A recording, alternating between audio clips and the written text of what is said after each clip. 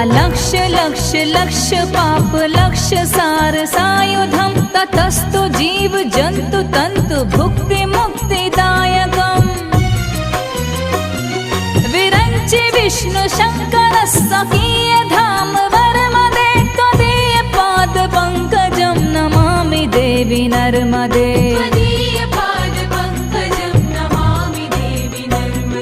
Namami Devi